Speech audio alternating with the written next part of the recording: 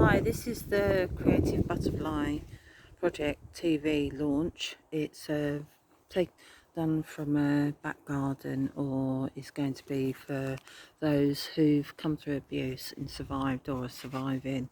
It will, hopefully, I'm going to be posting videos just to help us focus on some well-being, particularly at these times. If you've come through domestic abuse or any kind of abuse or trauma, really. So my name's Jill Boyd. I'm the founder and one of the directors of the Creative Butterfly Project, CIC.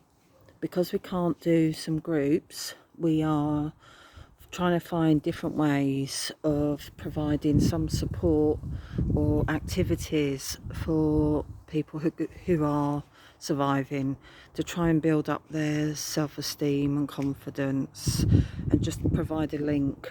Something we've done for 3 years over various projects. Some of the projects have included the Lioness one, which is our current one, which we've produced a book for, which we're going to look at doing another one, because the workshop should have been taking place over the September, and they haven't, for obvious reasons. So we were thinking of starting it for the last course with the Safer Communities Fund from the West Yorkshire Police, which is a fantastic body, helping survivors and those who are victims of crime to sort of recover and make something memorable and positive for our lives to move forward. This is our emphasis and our ethos at the Creative Butterfly Project, CIC. All the directors, there's 3 of us, are all survivors, and we have just tried to focus on moving forward. It's not, as I often say, it's not that I'm ignoring the past, it's just not where we live anymore, but it's about looking forward rather than backwards. And through doing this, we can hopefully rebuild and recover and make a new life that feels positive and meaningful for us as individuals, whether man, woman, whatever. It's actually so important that we focus on positives where we can, to try and keep moving forward despite whatever's happened to us. If we can find the good in others, perhaps, or in our own, definitely in our own selves, then we can really make a difference to ourselves and to others who come into contact with us, obviously at a safe distance. But certainly the Lioness project, which the Lioness courses that we had funding for, we got funding for, and is still in the process of in its existence, is that we're trying to find ways for particularly mums, grandmas, aunties, any women. This is focused on women, actually, to support themselves while trying to support their young. So if you think of a lioness, which is why I chose the name, is one way of moving towards providing a support for our young person, whoever we're looking after, whilst supporting ourselves, because often we are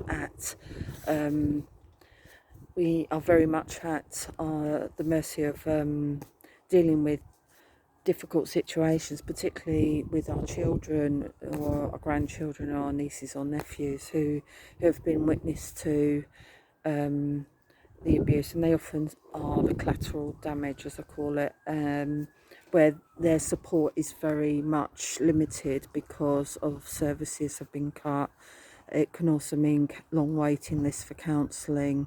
There could be incidents of self-harming, and I really, really would like to be able to support those supporting those young people who are in that situation.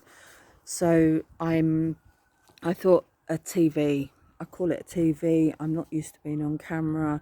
I find it quite embarrassing, but I think the need for something like this is it outweighs my uncomfortableness. So I will make mistakes, I will stumble, I will say a lot, but I'm hoping we can present some ways of occupying ourselves through using art. I believe that using anything creative, people often say I'm not creative, and I said, well, do you cook?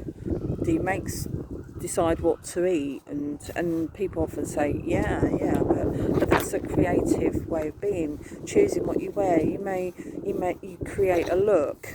However minimal you might think it is, you do create a look. So why not creativity is in all of us, and I completely believe in that. So that's what's really important. By being creative, we build. Often when we've been in contact with people who have destroyed, they're destroyers anyway, not builders. Builders are people around you who will say, oh, that, and respect your point of view, to say, oh, that, well done well done that you're doing that, good for you, and totally are on your side, and it's reciprocal.